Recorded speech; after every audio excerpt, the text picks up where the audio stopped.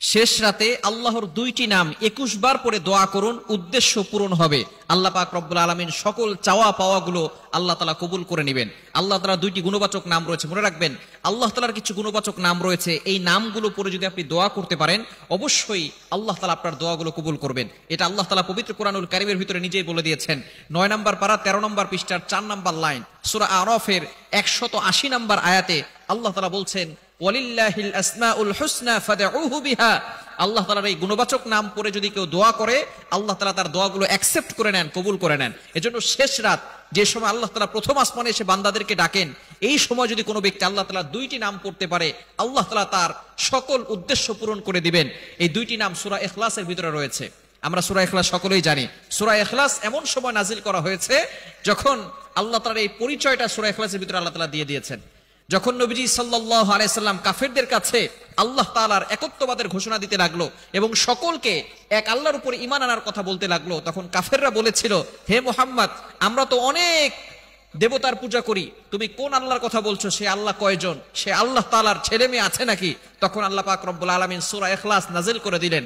রব্বুল আলামিন বলেন, কুল হুয়াল্লাহু আহাদ আল্লাহুস সামাদ লাম ইয়ালিদ ওয়া লাম ইউলাদ ওয়া লাম ইয়াকুল লাহু কুফুয়ান আহাদ।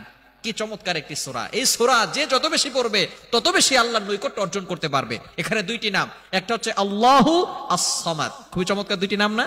আল্লাহু আস-সামাদ, ইয়া আল্লাহু ইয়া সামাদু, ইয়া আল্লাহু ইয়া সামাদু, কুল হুয়াল্লাহু আহাদ। নবী হে আপনি বলেন আল্লাহ এক, অদ্বিতীয়।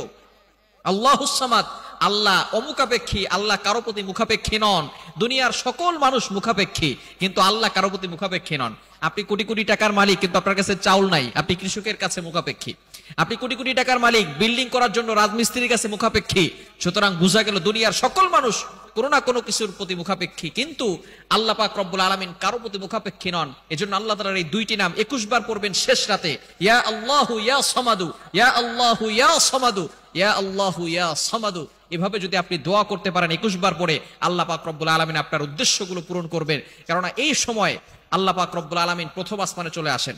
বুখারী শরীফের হাদিস, নবীজি সাল্লাল্লাহু আলাইহি সাল্লাম জানিয়ে দিয়েছেন যে এই সময় আল্লাহ তাআলা প্রথম আসমানে এসে বান্দাদেরকে ডাকতে থাকেন, বান্দা কার কি লাগবে আমি আল্লাহর কাছে চাও, আমি আল্লাহ তাআলা তোমাদের চাওয়া পাওয়াগুলো পূরণ করে দিব। কে অভাবের ভিতরে আছো আমি আল্লাহর কাছে বলো, আমি অভাব দূর করে দিব। কে বিপদে পড়ে গেছো আমি আল্লাহর কাছে বলো, আমি আল্লাহ তোমাদের বিপদ দূর করে দিব। কিন্তু আমরা এই সময় ঘুমিয়ে থাকি। মুয়াজ্জিন 5 বেলা মানুষকে ডাকে, হাইয়া আলাস সালাহ, হাইয়া আলাল ফালাহ, কাম টু দ্য সাকসেস, সফলতার দিকে আসো, কল্যাণের দিকে আসো। কিন্তু একটা সময় মুয়াজ্জিন নয়, আল্লাহ তাআলা নিজে প্রথম আসমানে এসে বান্দাদেরকে ডাকতে থাকে আর বলতে থাকে, বান্দা কার কি লাগবে আমি আল্লাহর কাছে চাও, আমি আল্লাহ তাআলা তোমাদের সকল চাওয়াগুলো পূরণ করে দিব। এজন্য শেষ রাতে আপনি আল্লাহ তাআলার এই দুইটি গুণবাচক নাম পড়ে 21 বার পড়ে আপনি আল্লাহর কাছে দোয়া করবেন, ইয়া আল্লাহু ইয়া সামাদু। এটা পড়ে আপনি আল্লাহর কাছে দোয়া করবেন, ইনশাআল্লাহ আল্লাহ পাক রব্বুল আলামিন আপনার সকল চাওয়া পাওয়াগুলো পূরণ করবেন।